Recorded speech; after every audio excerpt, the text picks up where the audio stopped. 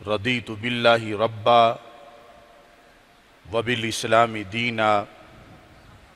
وبمحمد صلی اللہ علیہ وسلم نبیا ورسولا۔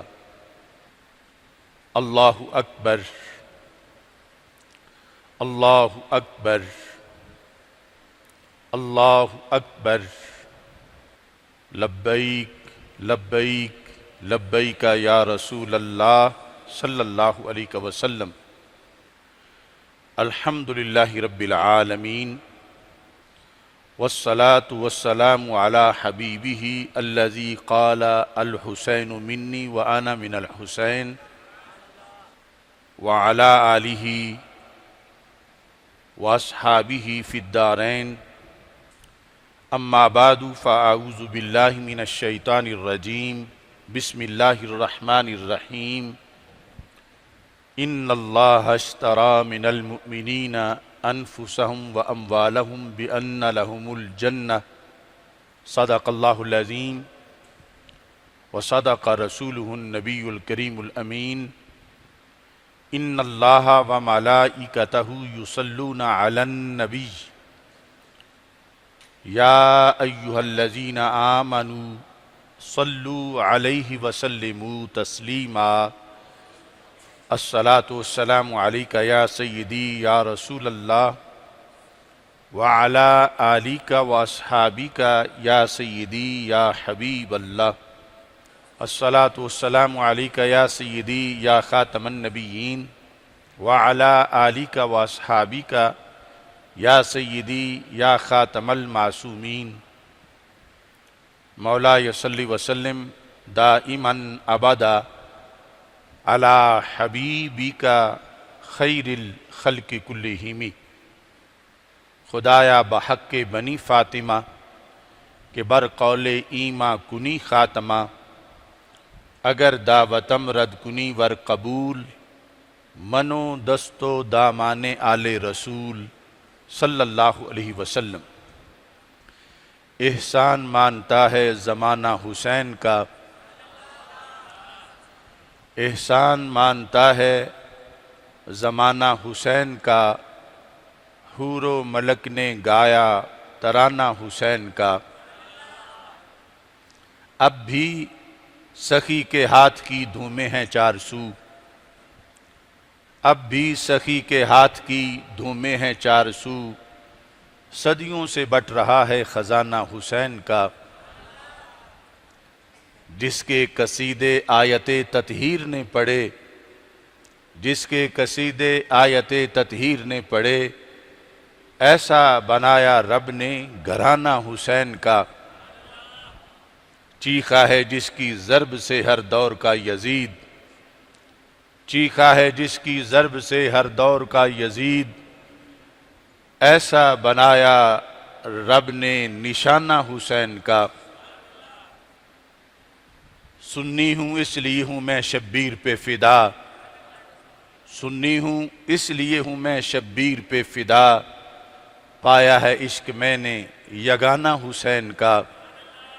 آصف بقائے دین ہے کربل کی داستان، آصف بقائے دین ہے کربل کی داستان، یہ فیض بٹ رہا ہے روزانہ حسین کا۔ اللہ تبارک و تعالی جل جلالہ وعم نوالہ واتم برہانہ وعظم شانہ وجل ذکرہ وعز اسمہ کی حمد و ثنا، اور حضور سرور کائنات مفخر موجودات زینت بزم کائنات دستگیر جہاں غم گسار زماں سید سروراں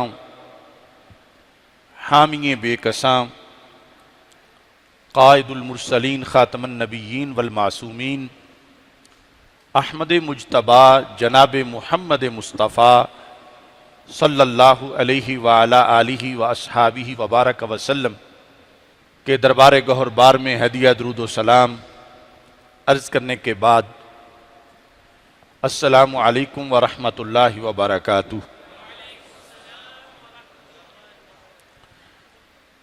رب ذوالجلال کے فضل اور توفیق سے محرم الحرام کے پرنور لمحات میں نیو میمن مسجد کراچی میں اجتماع جمعۃ المبارک میں ہم سب کو شرکت کی سعادت حاصل ہو رہی ہے۔ صاحبزادہ والا شان حضرت صاحبزادہ مفتی محمد اکرام المصطفیٰ اعظمی صاحب زیدہ شرفہ رونق افروز ہیں۔ میری دعا ہے خالق کائنات جل جلالہ ہماری حاضری قبول فرمائے۔ سید المرسلین خاتم النبیین احمد مجتبی جناب محمد مصطفیٰ صلی اللہ علیہ وعلی آلہ واصحابہ وبارک وسلم کی سنتوں میں سے ایک عظیم سنت امام علی مقام سیدنا امام حسین رضی اللہ تعالی عنہ کا ذکر پاک بھی ہے۔ نواسہ رسول صلی اللہ علیہ وسلم جگر گوشہ بطول رضی اللہ تعالی عنہ حضرت سیدنا امام حسین رضی اللہ تعالی عنہ جس طرح نسب کے لحاظ سے بلند و بالا ہیں، اپنے کردار اور کسب کے لحاظ سے بھی بلند و بالا ہیں۔ بالخصوص میدان کربلا میں طاغوت کے مقابلے میں جو آپ نے کردار ادا کیا، اس کی بنیاد پر قیامت تک کے لیے حق گوئی، حق بیانی، حق کا پرچم اٹھانے کا نام حسینیت بن گیا۔ سیدنا علی المرتضیٰ رضی اللہ تعالیٰ عنہ جب صفین کی طرف جا رہے تھے اور نینوا کے مقابل پہنچے تو آپ نے فرمایا اصبر ابا عبداللہ، پھر فرمایا اصبر ابا عبداللہ علی شط الفرات۔ ابو عبداللہ یہ کنیت ہے سیدنا امام حسین رضی اللہ تعالیٰ عنہ کی۔ تو سیدنا علی المرتضیٰ رضی اللہ تعالیٰ عنہ اپنے عہد خلافت میں جب آپ نے اس مقام پر یہ فرمایا کہ ابو عبداللہ حسین اس جگہ صبر کرنا، اور فرمایا کہ دوسری مرتبہ فرات کے کنارے پہ ابو عبداللہ صبر کرنا۔ جب ساتھ والوں نے پوچھا کہ اس گفتگو کا پس منظر کیا ہے، ساتھ تو ہم ہیں لیکن آپ گفتگو ابا عبداللہ سے فرما رہے ہیں، اس موقع پر حضرت علی المرتضیٰ رضی اللہ تعالی عنہ نے فرمان رسول صلی اللہ علیہ وسلم پیش کیا، جو کہ طبرانی کی معجم کبیر میں، مسند بزار میں، مسند امام احمد بن حنبل میں اور دیگر کتابوں میں موجود ہے۔ اور کربلا کو بیان کرنے کے لیے یہ عظیم خطبہ ہے کہ زبان رسالت صلی اللہ علیہ وسلم سے جو الفاظ نکلے اور حضرت علی المرتضیٰ رضی اللہ تعالی عنہ نے جن کی روایت کیا اور جن کا موضوع سیدنا امام حسین رضی اللہ تعالی عنہ ہے، تو حضرت سیدنا علی المرتضیٰ رضی اللہ تعالی عنہ نے ساتھ والوں کو بتایا کہ میں اس لیے یہ کہہ رہا ہوں، دخلت علی رسول اللہ صلی اللہ علیہ وسلم، میں اللہ کے رسول علیہ الصلوۃ والسلام کی خدمت میں حاضر ہوا، فَإِذَا اینا رسول اللہ صلی اللہ علیہ وسلم تذریفان، میں نے دیکھا کہ رسول اکرم صلی اللہ علیہ وسلم کی مبارک آنکھوں سے آنسوؤں کی رم جھم جاری ہے۔ تو میں نے کہا یا رسول اللہ صلی اللہ علیہ وسلم اغضب کا احد،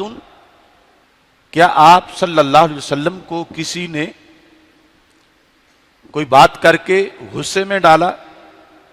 آپ کو ٹھیس پہنچائی؟ اینا کا تذرفان، کہ کہا کہ میں یہ بات اس لیے کر رہا ہوں کہ میں آپ کی مبارک آنکھوں سے آنسو دیکھ رہا ہوں،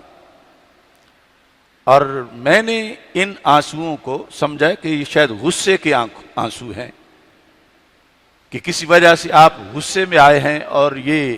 آنکھوں سے آنسو نکلے ہیں۔ تو ہمارے آقا صلی اللہ علیہ وسلم نے فرمایا بل، فرمایا یہ اس سے پہلے لا کا ذکر نہیں ہے، لیکن بل سے ہی وہ مقصد پورا ہو جاتا ہے۔ فرمایا یہ غصے کے آنسو نہیں ہیں۔ فرمایا ابھی میرے پاس سے جبریل علیہ الصلوۃ والسلام اٹھ کے گئے ہیں، جنہوں نے مجھے یہ بتایا ہے الحسین یقتل بشط الفرات، کہ سیدنا امام حسین رضی اللہ تعالی عنہ کی فرات کے کنارے پہ شہادت ہو جائے گی۔ تو یہ تذکرہ ان کی زبان سے جب میں نے سنا ہے تو ساتھ ہی انہوں نے مجھے یہ پیشکش کی کہ آپ یہ پسند کرتے ہیں ان اشما کا من تربتہ، کہ میں آپ کو اس مٹی کی خوشبو سونگھاؤں جہاں سیدنا امام حسین رضی اللہ تعالیٰ عنہ کی شہادت ہوگی، اور امت اور اسلام اور دین کو بچانے کے لیے وہ ایک تاریخی کردار ادا کریں گے۔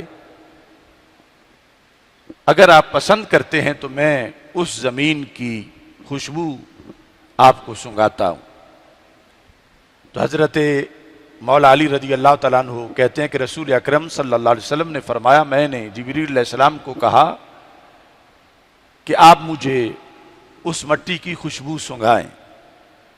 فمد یدہ فقبض قبضۃ من ترابہ۔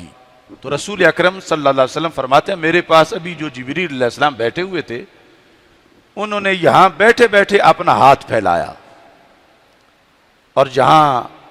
سیدنا امام حسین رضی اللہ تعالیٰ عنہ نے شہید ہونا ہے مستقبل میں، اس جگہ کی مٹی فآتانی ہے، انہوں نے وہاں سے مٹھی پکڑی اور مجھے وہ عطا کی۔ فرمایا فلم املک عینیا ان ذرفتا، یہ سبب ہے میرے آنسوؤں کا کہ جب اس خبر کے بعد جبریل علیہ السلام نے مجھے وہاں مشہد حسین رضی اللہ تعالی عنہ کی مٹی پکڑائی ہے، کہا تو تھا صرف سنگھاؤں گا، مگر وہ مجھے انہوں نے دی ہے مٹی۔ اس کے بعد فلم املک عینیا، میں اپنی آنکھوں پہ کنٹرول نہیں رکھ سکا، میں مالک نہیں رہا دونوں آنکھوں کا۔ مطلب یہ ہے کہ ان کو رونے سے روکنا یہ میرے بس میں نہیں رہا، میں مالک نہیں رہا ان کو روکنے کا۔ مطلب کیا ہے خود بیان کیا، فرمایا ان ذرفتا، یہ کہ وہ دونوں آنکھیں آنسوؤں سے بہنے لگی۔ تو نبی اکرم نور مجسم شفیع معظم صلی اللہ علیہ وسلم نے سیدنا امام حسین رضی اللہ تعالی عنہ کی شہادت کی خبر بھی دی، ذکر بھی کیا، اور اس کیفیت کا مشاہدہ حضرت مولا علی رضی اللہ تعالی عنہ نے کیا، جو سیدنا امام حسین رضی اللہ تعالی عنہ کی شہادت کا ذکر کرتے ہوئے رسول اکرم صلی اللہ علیہ وسلم کی آنکھوں سے آنسو نکل آئے، اور حضرت علی المرتضیٰ رضی اللہ تعالیٰ عنہ اپنے دور میں صفین کی طرف جاتے ہوئے آپ نے اس مکمل حدیث کو بیان بھی کیا، اور اس پر پھر اپنی طرف سے پھر آگے حضرت امام حسین رضی اللہ تعالیٰ عنہ کو خطاب کرتے ہوئے آپ نے فرمایا اصبر اے حسین، جب یہ آزمائش ہوگی، یہ امتحان ہوگا، تو آپ نے اپنی طرف سے صبر کا کردار ادا کرنا ہے۔ سیدنا امام حسین رضی اللہ تعالی عنہ وہ مقدس ہستی ہیں کہ جنہوں نے اللہ کی طرف سے آزمائشوں کے اندر صبر کا جو کردار ہے اس کو قرآن مجید سے بھی سمجھا، اور فرمان رسول علیہ السلام سے بھی سمجھا۔ اللہ تعالیٰ فرماتا وَلَنَبْلُوَنَّكُمْ بِشَيْءٍ مِّنَ الْخَوْفِ وَالْجُوعِ وَنَقْصٍ مِّنَ الْأَمْوَالِ وَالْأَنفُسِ وَالثَّمَرَاتِ وَبَشِّرِ الصَّابِرِينَ، کہ ہم تجھے ضرور آزمائیں گے، کچھ خوف دے کر، کچھ بھوک دے کر، اور جانوں مالوں کی قربانی سے، جانوں کی قربانی سے، اور جگر پاروں کی قربانی سے۔ وَبَشِّرِ الصَّابِرِينَ، اے محبوب صبر کرنے والوں کو بشارت دے دیجیے۔ تو امام حسین رضی اللہ تعالیٰ عنہ اپنے عہد کے وہ عظیم صابر تھے کہ قرآن مجید کے اندر جتنے امتحانات کا اس آیت میں ذکر ہوا ہے، کربلا کے میدان میں وہ سارے آزمائشیں آئیں، اور نواسہ رسول صلی اللہ علیہ وسلم نے اپنے کردار سے اللہ کے فضل کے ساتھ ان سارے امتحانات میں اعلیٰ نمبر پر، اعلیٰ درجات میں ان امتحانات کو پاس کیا۔ اور اللہ کی طرف سے جو حکم ہے کہ محبوب صابرین کو بشارت دے دو، تو ہم اہل سنت و جماعت کے نزدیک امام حسین رضی اللہ تعالیٰ عنہ اس پہلی صف میں ہیں کہ جو صابرین ہیں اور جنہیں اللہ کی طرف سے بزبان رسالت یہ بشارت دی گئی ہے۔ اور پھر رسول اکرم صلی اللہ علیہ وسلم نے اپنی احادیث میں جو تسلیم و رضا کے درجات بلند کیے اور بیان کیے، امام حسین رضی اللہ تعالیٰ عنہ نے اپنے کردار سے ان کو ریگے کربلا پر ثبت کیا۔ اور حضرت سیدنا علی المرتضیٰ رضی اللہ تعالیٰ عنہ نے جو اس بر کا فرمان دیا، اس پر بھی وہ قائم رہے، یہاں تک کہ جب 9 محرم الحرام اور 10 محرم الحرام کی درمیانی رات تھی اور صبح شہادتوں کا سلسلہ ہونا تھا، تو آپ نے اپنی عظیم ہمشیرہ سے حلف لیا کہ میرے سامنے حلف دو کہ کل جب ہماری شہادتیں ہوں گی، لا تشقی جیبا، تم گریبان نہیں پھاڑو گی، ولا تخمشی وجہا، تم چہرے پہ تماچو نہیں مارے گی، ولا تنادی بالویل، اور تم ہائے ہائے نہیں کرو گی۔ یہ باقاعدہ حلف لیا ان سے، اور انہوں نے بھی یہ حلف نبھایا، اور امت مسلمہ پر یہ ثابت کیا کہ خاندان رسول صلی اللہ علیہ وسلم سب سے پہلے تعلیمات رسول علیہ السلام پر عمل کرنے والے نفوس قدسیہ، چونکہ خالق کائنات جل جلالہ قرآن مجید برہان رشید میں حسینیت کے جو اصول ہم نے امت نے بعد میں دیکھے، اللہ نے آیات کے اندر جو ذکر کیا تھا وہ روح امام حسین رضی اللہ تعالیٰ عنہ میں موجود۔ سیدنا امام حسین رضی اللہ تعالیٰ عنہ کے ذکر کے ساتھ حسینیت کا تذکرہ ضروری ہے۔ اللہ تعالیٰ نے ارشاد فرما ان اللہ اشتری من المؤمنین انفسہم واموالہم بان لہم الجنہ، بے شک اللہ نے خرید لیا، مطلقاً انسانوں سے نہیں، مومنین سے خرید لیا۔ جتنا بڑا دربار ہوتا ہے اتنا بڑا ہی سودا ہوتا ہے، ہر جان اس لائق نہیں کہ اللہ اسے خریدے۔ ان اللہ اشتری من المؤمنین، اللہ نے مومنین سے خریدا، پہلے نمبر پر انفسہم، ان کی جانوں کو، واموالہم، ان کے مالوں کو، بِأَنَّ لَهُمُ الْجَنَّةِ، جنت دے کر رب نے یہ مسلمانوں سے دونوں چیزیں خرید لی۔ یہاں پر یہ بات بڑی قابل غور ہے، خریدتا کسی چیز کو وہ ہے جو اپنی نہ ہو، اور پھر جو خریدتا ہے وہ اس چیز کا محتاج ہوتا ہے، اور اللہ تعالیٰ کے لحاظ سے یہ دونوں باتیں نہیں پائی جاتی کہ دنیا میں کوئی چیز ہے ہی نہیں جو اس کے ملک میں نہ ہو اور وہ خریدے اور پھر اپنے ملک میں داخل کرے۔ جبکہ اس کے برعکس بھی ہو سکتا تھا کہ مومنوں نے اللہ سے جنت خرید لی اپنی جانیں دے کر، کہ خریدنے کی نسبت جو ہے وہ مومنین کی طرف ہوتی، ان کے ملک میں جنت نہیں تھی، یہ قیمت دے کے جنت لے لیتے، اور یہ محتاج ہیں، ان کے کوئی حکم لازم نہیں آتا کہ یہ خریدار کیوں بنے۔ تو تمام مفسرین نے اس بات کی وضاحت کی کہ یقیناً اللہ محتاج نہیں، اور یقیناً اس کو خریدنے کی حاجت نہیں. وہ صرف جس وقت ایک شہید ہوتا ہے اور ظاہری طور پر زخمی ہو جاتا ہے، کٹ جاتا ہے، اور لوگوں کے ذہن میں یہ تصور آنے لگتا ہے کہ یہ تو لٹ گیا، مٹ گیا، ختم ہو گیا، تو اللہ نے قیامت تک اسے مقابلے میں ایک پارٹی شو کر کے اس کی عظمت کو اجاگر کرنے کی یہ لفظ بولے کہ اسے عام نہ سمجھو، یہ تو بڑا عظیم ہے، اس واسطے کہ اس کی جان اتنی اہم ہے کہ اللہ نے اسے اپنے دربار کا سودا بنا لیا ہے. اللہ نے اس کی طرف نسبت کر لیا کہ اللہ اس کا خریدار بن گیا ہے. حالانکہ اس کی شایان شان نہیں تھا، لیکن پھر بھی اس کی عظمت کو اجاگر کرنے کے لیے کہ قیامت تک جب یہ مرتبہ شہادت پر فائز ہوگا تو زبانوں پر اس کی عظمت ہونی چاہیے، اس کا مرتبہ ہونا چاہیے. نہ بچا بچا کے تو رکھی سے تیرا آئینہ ہے وہ آئینہ جو شکست ہو تو عزیز تر ہے نگاہ آئینہ ساز میں،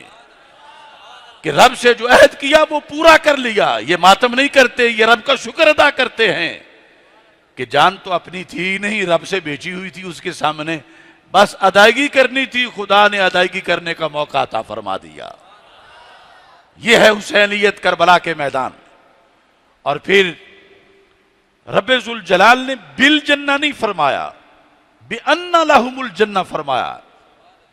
حالانکہ اشتریت الکتاب بدرہم، میں نے کتاب درہم کے بدلے میں خریدی، تو اتنے میں ہوتا کہ اللہ نے مومنوں کی جان جنت کے بدلے میں خریدی. ان اللہ اشتری من المؤمنین انفسهم واموالهم بان لهم الجنہ کی جگہ بالجنہ ہوتا تو جملہ تو پھر بھی پورا ہو جانا تھا. لیکن اس میں یہ تھا کہ جنت کو قیمت بنایا تو گیا ہے اور مومن کی جان جو ہے وہ خرید لی گئی ہے، لیکن ابھی تک اس قیمت کی ادائیگی نہیں ہوئی. جنت کا معاہدہ تو ہو گیا ہے مگر فیصلہ جا کر قیامت کو ہوگا. یہ بالجنہ ہے. اور بِأَنَّ لَهُمُ الْجَنَّةَ کا مطلب ہے کہ قیمت کی طور پر جنت کا فیصلہ بھی ہوا ہے اور جنت ان کے نام لگا بھی دی گئی ہے. صرف داخلہ بعد از وصال ہوگا اور پھر قیامت کے بعد ہوگا. یعنی یہ عربی کا کوئی حرف بھی بے معنی نہیں ہے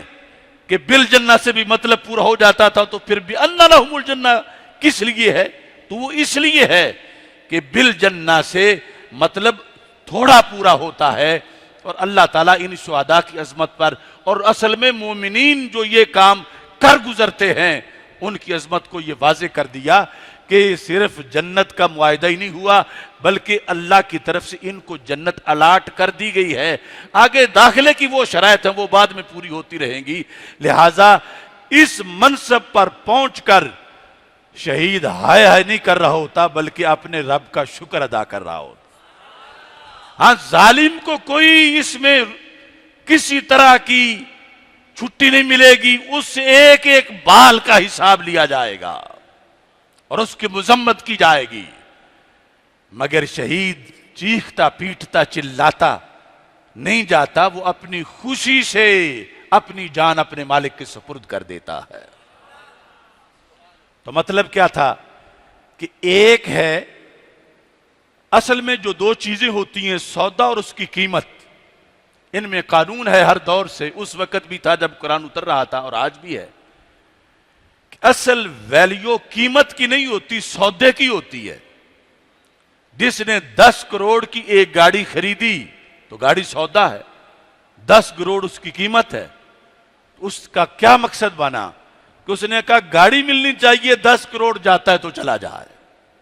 اگر اس کو 10 کروڑ پیارا ہوتا گاڑی کے مقابلے میں تو 10 کروڑ کیوں دیتا، گاڑی دور رہنے دیتا. جو بھی کوئی چیز خریدتا ہے جو مبیع ہے وہ اعلیٰ درجے کا ہوتا ہے، قیمت کو اس پہ قربان کر دیا جاتا ہے. تو آیت کی روشنی میں اللہ نے بندہ مومن کی جان کو سودا بنایا اور جنت کو قیمت بنایا، جبکہ جو دوسرا انداز تھا کہ مومن خریدار ہوتے جنت کے اور جانیں قیمت بنتی، تو ویلیو جنت کی ظاہر ہوتی، شہید کی جان کی ویلیو نہ ظاہر ہوتی۔ اللہ نے اپنی طرف خریدنے کی نسبت بھی کر لی، حالانکہ خود اس کے پاس سب کچھ موجود ہے، اس کے ملک میں ہے، یہ ظاہر کرنے کے لیے کہ شہید وہ شہید ہے، حسین وہ حسین ہے، کہ جنت کو ان کی جان کی قیمت بنا دیا گیا ہے اور جنت ان پر وار دی گئی ہے۔ ہر شہید کے لحاظ سے یہ یعنی اتنا اونچا درجہ ہے، جس کو امام حسین رضی اللہ تعالی عنہ نے خود سمجھا ہوا تھا اور اپنے قافلے کے ہر فرد کو سمجھایا ہوا تھا، لہذا ان کا تذکرہ کرتے ہوئے سینہ کو بھی نہیں کی جاتی، بلکہ ان کے کردار کی سبق اور تصدیق اور الزام کو بیان کیا جاتا ہے۔ حسینیت کا سبق قیامت تک کے لیے جب بھی کوئی حق گوئی، حق پرستی، حق کی حمایت میں نکلے گا، اسے پیچھے مڑ کے جذبوں کے حصول کے لیے امام الشہداء شہداء کا کردار سامنے نظر آئے گا۔ ہر وقت میں آزمائش اور ہر وقت میں لوگوں کے لیے ایک حسینیت اور مقابلے میں ایک یزیدیت، اور حسینیت والے ہمیشہ سب کچھ بار کے بھی اپنا حسینی کردار ادا کرتے ہیں۔ سید المرسلین خاتم النبیین احمد مجتبی جناب محمد مصطفیٰ صلی اللہ علیہ وسلم کی ناموس پر پہرا دینا یہ ایک فریضہ ہے، اور جب اس پہرے کا وقت آ جائے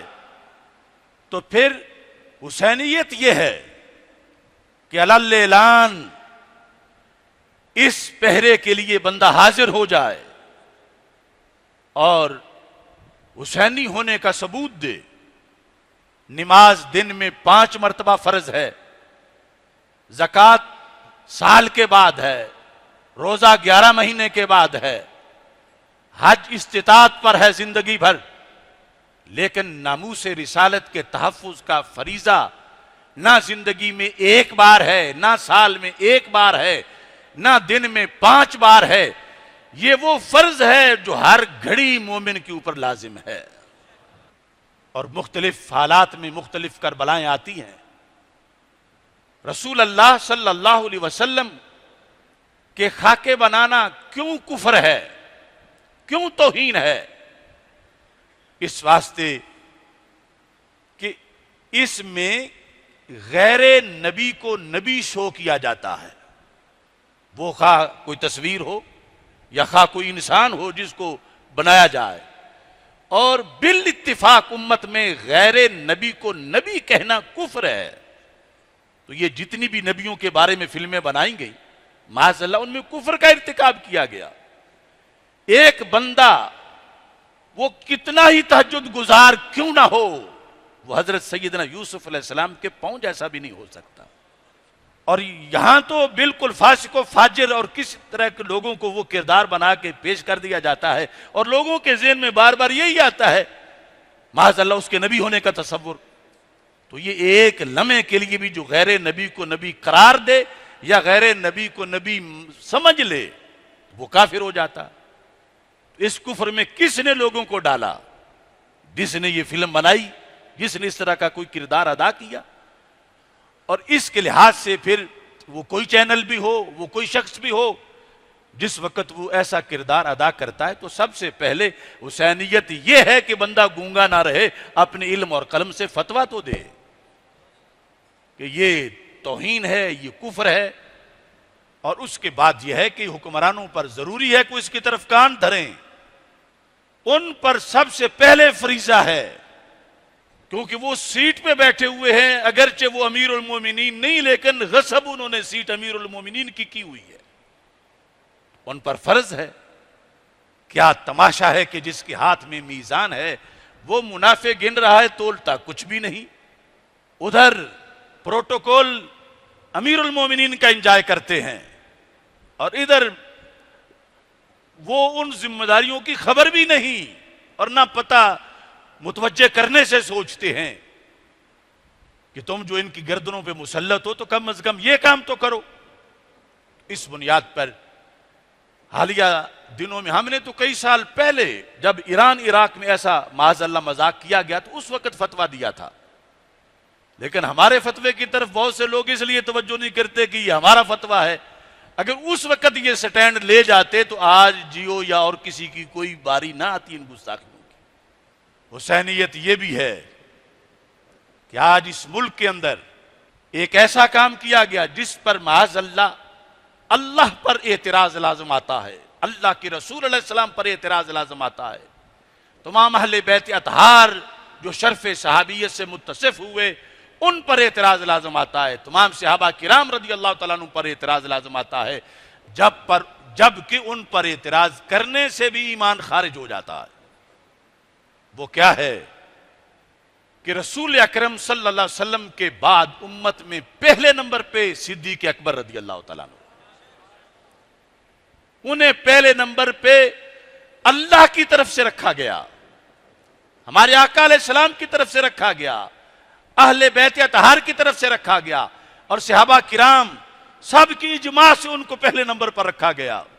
میرے آقا علیہ السلام نے انہیں مصلی دیا، سیدنا صدیق اکبر رضی اللہ تعالیٰ عنہ کو، اور حضرت مولا علی رضی اللہ تعالیٰ عنہ سے کسی نے پوچھا خلافت کا مسئلہ، فرمایا رضینا لدنیانا ما رضی بہ رسول اللہ صلی اللہ علیہ وسلم لدیننا، فرمایا جنہیں اللہ کے رسول علیہ السلام نے مصلی دے کر ہمارا لیڈر بنایا تھا، ہم نے ان کے ہاتھ پہ بیعت کر کے دنیا میں اپنا لیڈر بنا لیا۔ اب کوئی ایسی چیز جس سے ان کی اس افضلیت پر، اس خلافت پر معمولی سا شک کا دروازہ کھلے، وہ ان تمام ذوات پر اعتراض کرنے کا راستہ کھول رہا ہے۔ امت میں صدیق لقب بخاری سے لے کر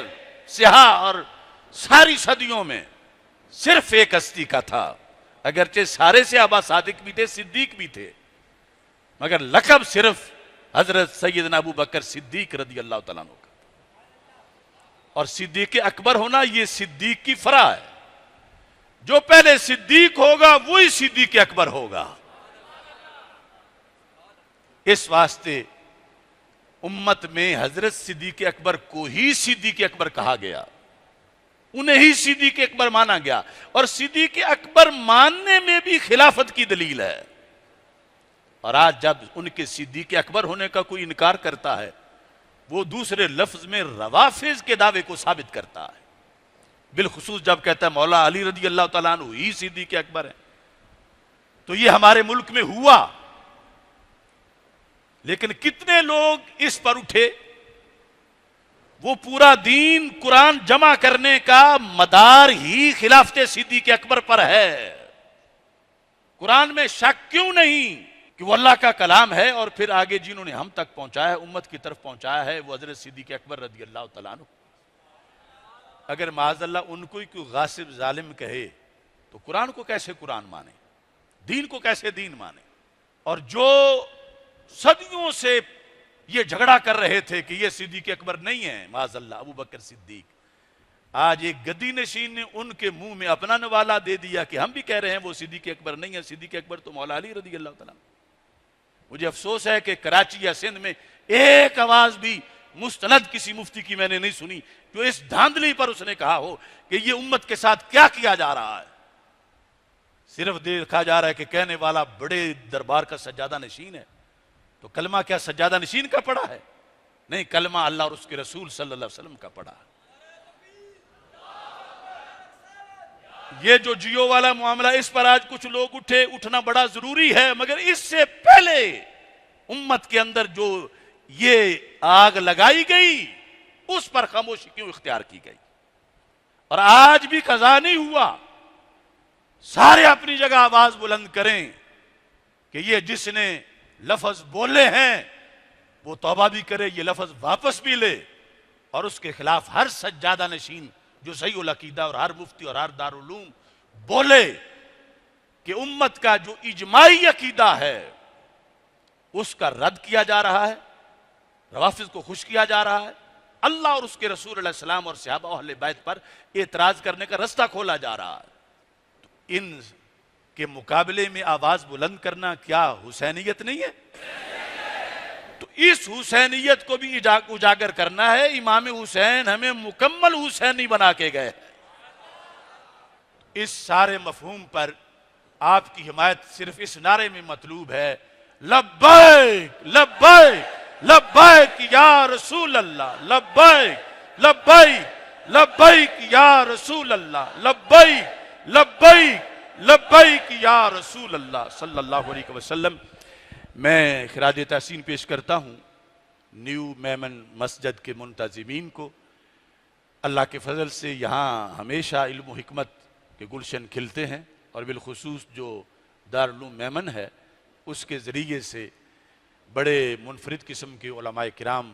تیار کیے جا رہے ہیں. اللہ ان کی کاوشوں کو اپنے دربار میں قبول فرمائے. وآخر دعوانا الحمدللہ رب العالمین.